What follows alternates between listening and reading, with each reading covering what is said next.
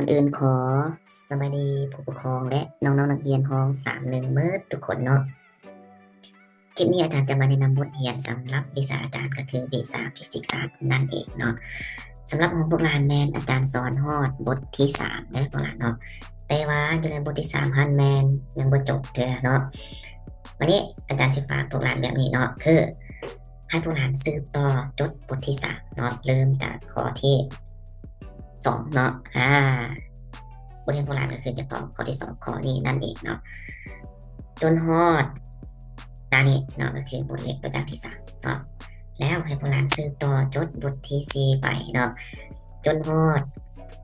หน้าสุดท้ายเลยโบราณเนาะเอาง่ายคือจดบทที่4เลยเนาะวันนี้ไม่ว่าจะเป็นบทที่3หรือบทที่4เนาะบางหน้าจะมีรูปภาพเนาะและบทเรียนตัวอย่างเนาะอยู่ในหันสำหรับรูปภาพเด้อเนาะบางรูปอาจารย์ให้พวกเราแต่บางรูปอาจารย์บอกให้พวกเราเนาะถ้าบางรูปใดที่ว่าอาจารย์ให้พวกเราพวกเราก็ต้องได้แต้มเนาะถ้าบางรูปใดที่ว่าอาจารย์ไว้แต้มพวกเราก็บ่ต้องแต้มเนาะก็คือหน้านี้พวกเราบ่สามารถแต้มรูปตัวนี้ได้เนาะอาจารย์ก็กำหนดให้แบบนี้เนาะหรือหน้านี้พวกเราก็ต้องได้แต้มรูปตัวนี้นี่เนาะวันนี้สำหรับบทเลขตัวอย่างเนาะไม่ว่าจะเป็นบทที่3หรือบทที่4เนาะคือแบบนี้พวกเราถ้าว่าข้อใดที่ว่าโบราณเห็นได้เนาะแก้ได้แก้ไปก่อนก็ได้เนาะบ่ต้องถามอาจารย์อธิบายเนาะถ้าว่าข้อใดหากแก้บ่ได้แม่นเซตถามอาจารย์ส่วนตัวเลยเด้อโบราณเด้อเนาะหรือถ้าว่าโบราณบ่กล้าจะเซตถามหาอาจารย์เนาะ